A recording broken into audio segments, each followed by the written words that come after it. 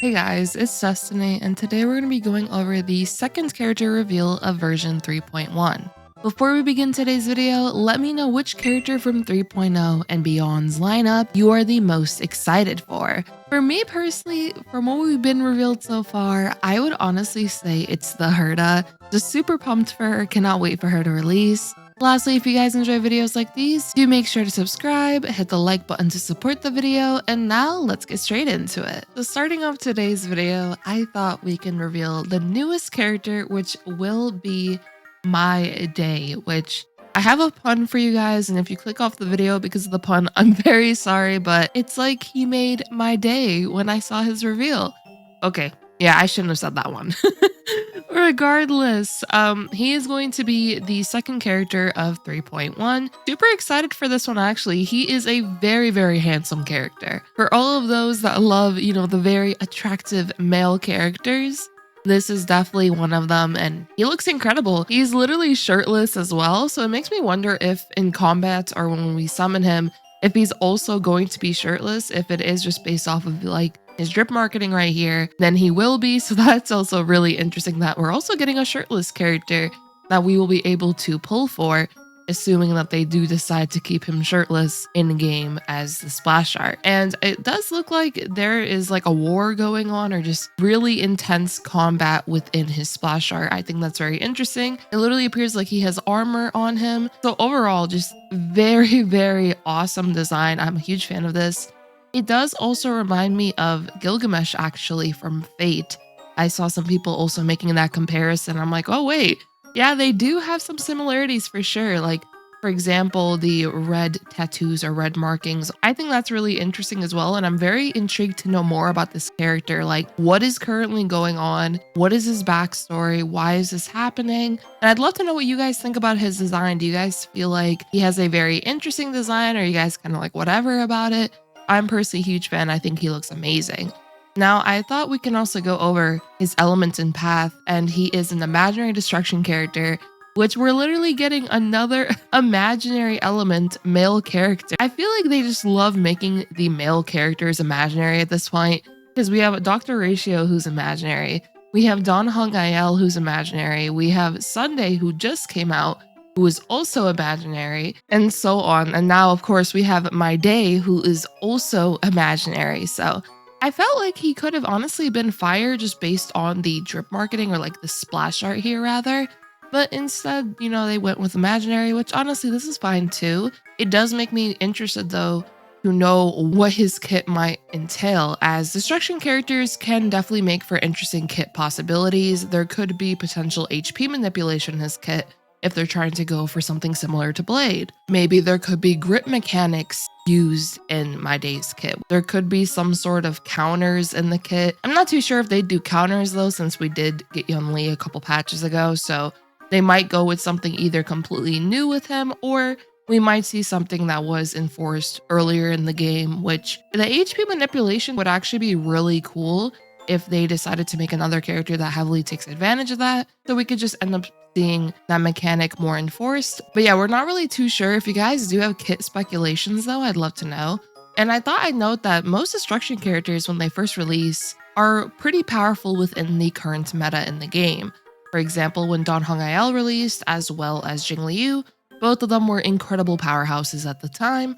Firefly released, and of course, she's incredible when it comes to break-centric teams. And then, of course, there's also the recent release of Yunli, who's a very powerful counter character, and so on. And of course, some of these characters are still very, very powerful options within the right teams, as we've progressively gotten more supports that can be paired along with them that can assist with further amplifying their damage output. So I have a lot of hope when it comes to what they end up doing with his kit. He's more than likely going to be a powerhouse of a DPS. And I think what's interesting is that between 3.0 and 3.1, ignoring rerun possibilities, which I'll go over this in a second here, but ignoring the reruns for right now, we have the Herta, who's going to be Erudition, we have Aglaea, who is going to be Remembrance, and now we have Mydei, who is going to be Destruction, and then there's going to be Tribbie, who is Harmony. So I think what's really nice about 3.0 and 3.1, while all these characters look awesome, I do think this is a great opportunity if you are looking for a damage dealer to end up picking the one that you actually like the most, as I don't personally think you honestly would need the Herta, Aglaea, and then Mydei. I don't personally feel like you would end up needing all of them, like pulling back to back, if that makes sense. Since I know what Star Rail likes to do sometimes is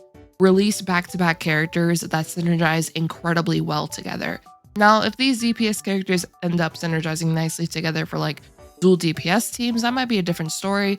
But in the scenario they're not, which I personally feel like they're not going to go that route with these characters. So this can give you an opportunity to just basically pick up the character honestly you want the most. If you want Herta the most, then you can end up picking up Herta, or you can end up picking up Aglaea, or of course Mydei. You could just basically pick the DPS character you want the most. And then when it comes to Tribbie, now she might end up being a very fitting support for one of these characters, or if she ends up being a more generic support, if you will, that is on many team comps, I still think it is worth keeping an eye out on her. As I did explain in my video from yesterday, based on how Harmony characters have been in Star Rail, a lot of them are very, very worthwhile when it comes to potentially pulling them. For example, when it comes to Ruame, when it comes to Robin, and then we recently just had Sunday, and he's been an incredible supportive option as well. The supports have shown also to have very nice longevity in Star Rail, as Robin, for example, came out patches ago. He is still a very powerful support to consider picking up even today.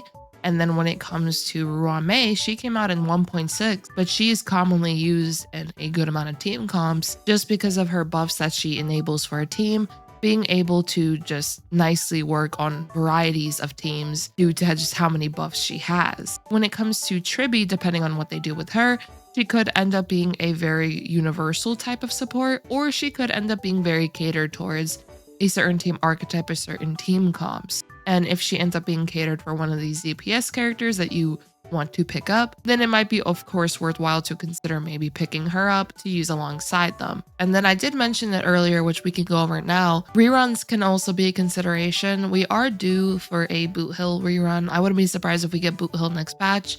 Maybe we'll even get a Jade rerun, potentially to play with the Herta, and so on. So there's a lot of possibilities for the reruns, and some of the reruns still have a good amount of value depending on which character it is and what teams you are trying to build. So there is also, of course, as I said, that consideration. And then if you're on the fence about these characters, I would always recommend to wait until the live stream and the creator experience server if you're very unsure.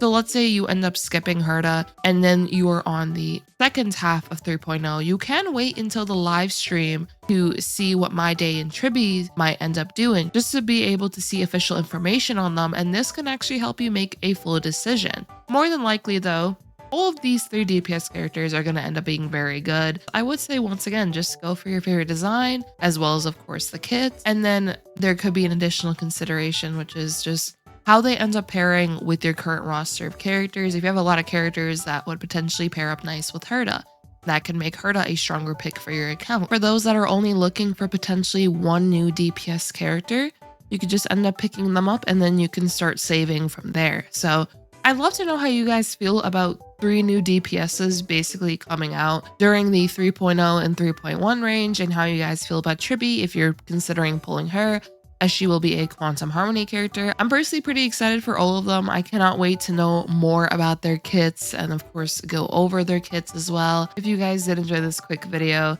do make sure to subscribe, leave a like, support the video, and I hope to see you all next time. Peace.